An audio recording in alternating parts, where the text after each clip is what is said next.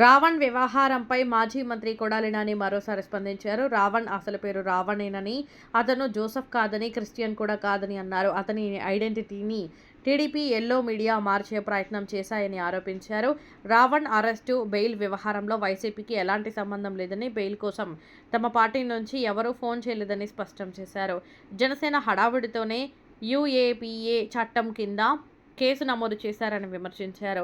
రావణ్ వ్యవహారంలో చంద్రబాబు, పవన్ కళ్యాణ్ పాత్రపై పలు ప్రశ్నలు లేవనెత్తిన కొడాలి నాని, టీడీపీ మద్దతు లేకుండా 4 కేసుల్లో బెయిల్ సాధ్యమా అని ప్రశ్నించారు. మతాల మధ్య విభేదాలు సృష్టించే ప్రయత్నాలు చేయొద్దని, హిందువులు, క్రిస్టియన్లు కలిసి జీవిస్తున్నారని అన్నారు. ఇప్పుడు చెప్పింది ఒకటే, గొడ్డలి పార్టీ అంటే చంద్రబాబు ఇచ్చే తుప్పు గొడ్డలు, కట్టెలు గొడ్డ కూడా పనికిరాని గొడ్డలు మాకు అవసరం లేదు. 2029లో జగన్మోహన్ రెడ్డి గారికి రాష్ట్ర ప్రజలు గొడ్డలు ఇస్తారు, పరశురాముడు గొడ్డలు. ఆ గొడ్డలితో మీ ప్రభుత్వాన్ని, మీ పార్టీని రాజకీయ సమాజ్ చేసి భూమిలో పాతి పెడతాడని చెప్పి నేను అప్పుడు చెప్పి దానికే కట్టుబడి ఉన్నాం. అది గొడ్డల పార్టీ, పరశురాముడు గొడ్డలు. అది 2029లో ప్రజలు ఇస్తారు. ఈ కట్టెల గొడ్డకు కూడా పనికిరాని తుప్పు గొడ్డలు మాకు అవసరంలా, అది వాళ్ళ దగ్గర ఉంచుకోమని చెప్పండి. అదేవిధంగా ఇప్పుడు ఆయన రావణ్ అని పిలవాలా, జోసెఫ్ అని పిలవాలా? ఇప్పుడు ఆయన కుటుంబ సభ్యులు కానీ, ఆయన యూట్యూబ్ చూసే, మీడియా చూసేటువంటి వ్యక్తులు కానీ అతన్ని రావణ్ అంటారు. అతన్ని జోసెఫ్గా ఎవరు మార్చింది? ఎవరు? ఏబిఎన్ రాధాకృష్ణ గారా? TV5 BR నాయుడా? మహాన్యూస్ వంశీనా? ఎవరు మార్చారు ఆయన? రావణ్ని జోసెఫ్గా మార్చింది ఎవరు? దేనికి మార్చారు రావణ్ని జోసెఫ్? కారణం ఏంటి?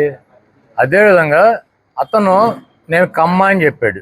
అతని భార్యగాడు వచ్చి నా భర్త కమ్మ అని చెప్తాను. వీళ్ళు కాదు అతను దళితుడు. ఎందుకు అతను కులం కాడ ఎందుకు మార్చేశారు? అతనే చెబుతున్నాడు ఏమని, నేను క్రిస్టియన్ కాదు అని. కాదు, నువ్వు క్రిస్టియన్వే. కులం మార్చేశారు. కమ్మ అంటే కాదు దళితుడు అంటున్నారు. నా పేరు రావణ్ అంటే కాదు, నీ పేరు జోసెఫ్ అంటున్నారు. నేను క్రిస్టియన్ కాదురా బాబు అంటే కాదు, నువ్వు క్రిస్టియన్ అంటున్నారు. అసలు ఈ రాధాకృష్ణ గారికి కానీ, ఏబిఎన్, TV5 బిఆర్ నాయుడికి కానీ, ఈ మహాన్యూస్ వంశీకి కానీ అతని కులాన్ని, పేరుని, మతాన్ని మార్చాల్సినటువంటి అవసరం ఎందుకు వచ్చింది? ఇప్పుడు అతను రావణ్ అంటే ఈ రాష్ట్ర ప్రజలు గుర్తుపెడతారా, జోసెఫ్ అంటే గుర్తుపెడతారా? ఇప్పుడు అతను చెప్పింది, అతని భార్య చెప్పింది, అతని అనుచరులు చెప్పింది ఇదేది కరెక్ట్ కాదు. వీళ్ళు ముగ్గురు పెట్టిన పేర్లే కరెక్టా? నేను ఒకటి అడుగుతున్నా, సరే రావణ్ వాళ్ళు చెప్పినట్టు మా మనిషి అయితే పిఠాపురంలో బెయిల్ ఎందుకు వచ్చింది అతనికి? పవన్ కళ్యాణ్ రావణ్ అరెస్ట్ చేసిన రోజు ఆయన అత్యవసర మీడియా సమావేశం పెట్టి పలానా సెక్షన్ ప్రకారం ఇది నేరం, పలానా సెక్షన్ ప్రకారం అది నేరం, పలానా సెక్షన్ ప్రకారం మీరు అరెస్ట్ చేస్తారు, జైల్లో పెడతారు, పలానా సెక్షన్ ప్రకారం మీరు కనుక మర్యాదగా మాట్లాడకపోతే తీవ్రమైనటువంటి చర్యలు ఉంటాయని సెక్షన్లన్నీ చదివింది పవన్ కళ్యాణ్ గారు. జగన్మోహన్ రెడ్డి పవన్ కళ్యాణ్ గారు చదివింది. పవన్ కళ్యాణ్ గారు చదివారు. ఆయన మీద కేసు ఎవరు పెట్టారు? పిఠాపురం పోలీస్ స్టేషన్లో జనసేన వాళ్ళు పెట్టారు. పెడితే ఆయన అక్కడ తీసుకెళ్లారు. పిఠాపురంలో బెయిల్ ఎవరు ఇప్పించారు? మేము ఇప్పించామా? జగన్మోహన్ రెడ్డి గారు నేను ఫోన్ చేసి సిఐకి, నాకు డిఎస్పీకి, ఎస్పీకి మా రావణ్కి బెయిల్ ఇచ్చేయండి అని చెప్పామా? ఎవరు ఇచ్చారు బెయిల్? ఇన్ని సెక్షన్లు ఈయన మధ్యాహ్నం చదివితే రాత్రికి బెయిల్ వచ్చింది ఆయనకి. కారణం ఎవరు? మేమా, చంద్రబాబు నాయుడు? అయిపోయింది. అక్కడి నుంచి ఆయన ఎక్కడ కాకినాడ రూరల్ ఎమ్మెల్యే నానాజీనా? జగన్మోహన్ రెడ్డి నీకు దమ్ముంటే ఇక్కడ రా, నేనేంటో చూపిస్తా అన్నాడు. సర్లే జగన్మోహన్ రెడ్డి రావటం టైం పడుతులేమని చెప్పి ఈయన పంపించారు. ఈయన సంగతి చూడండి రాని. ఎవరిని? రావణ్ణి పంపిస్తే అక్కడ కూడా బెయిల్ వచ్చేసింది. మరి ఎందుకు వచ్చింది బెయిల్? ఎవరు ఇప్పించారు? జగన్మోహన్ రెడ్డి గారు మళ్ళీ రూరల్ ఎస్ఐకి కూడా ఫోన్ చేసి ఇచ్చేయమ్మా బెయిల్ అని చెప్పాడా?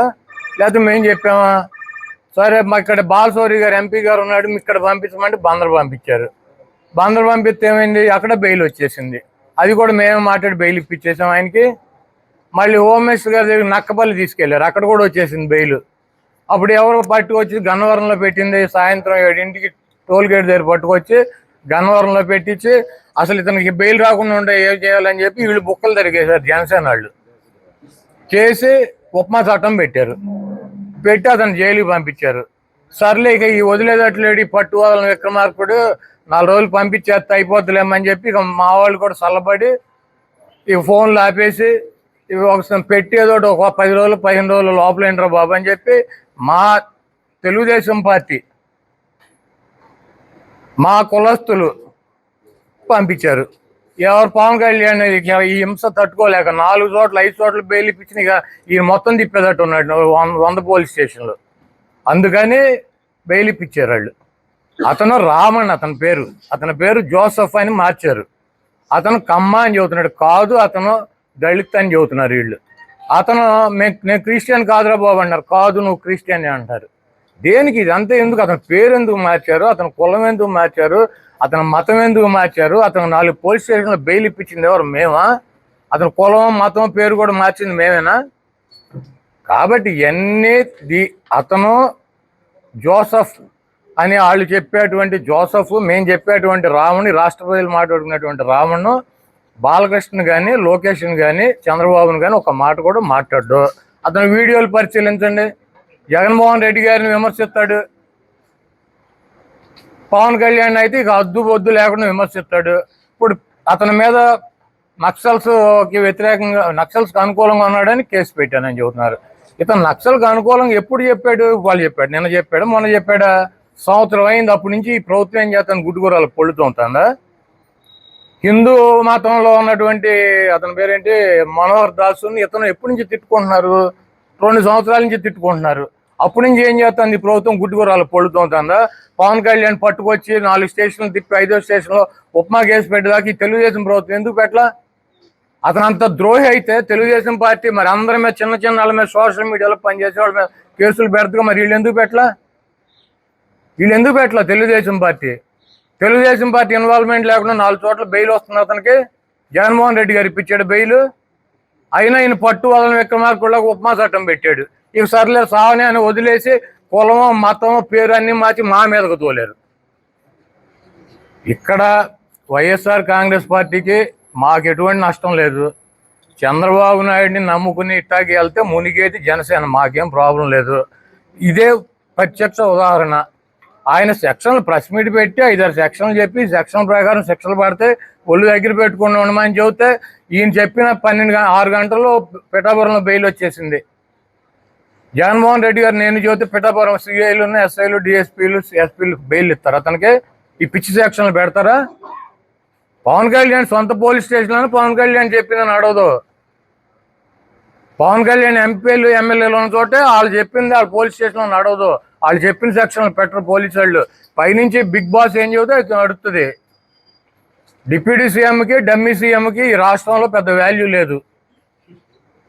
డిప్యూటీ సీఎంకి, డమ్మీ సీఎంకి ఇద్దరికీ లేదు వాల్యూ. ఎవరికి ఉంది? యాక్టింగ్ సీఎంకి ఉంది. యాక్టింగ్ సీఎం గారు నడుపుతాడు ఈ రాష్ట్రాన్ని. ఆయన చెప్పినట్టు పోలీస్ స్టేషన్లు వింటారు, కానీ నేను డిప్యూటీ సీఎం జగన్మోహన్ రెడ్డి గారు సీఎం గారు చెప్పినట్టు వినరు. ఇది రాష్ట్రంలో అందరికీ తెలిసినటువంటి సత్యం. ఇంకా మీరు ఆపేయండి స్టోరీలు. అతను మా మీద, ఇప్పుడు ఈ రాష్ట్రంలో క్రిస్టియన్స్, హిందువులు కలిసిమెలిసి ఉంటారు. ఎందుకంటే క్రిస్టియన్ అనేది వేరే దేశం నుంచి వచ్చి ఇక్కడ సెటిల్ అయిన వాళ్ళు కాదు. ఇక్కడ ఉన్నటువంటి క్రిస్టియన్స్ సగం మంది వాళ్ళు ఉంటే సగం మంది వీళ్ళు ఉంటారు. ఒకే కుటుంబంలో అన్నో తమ్ముడు ఒక మతంలో ఉంటాడు, ఇంకొక అతను ఇంకో మతంలో ఉంటాడు. భార్య అది క్రిస్టియన్ అయితే హిందువుల భర్త ఉంటాడు.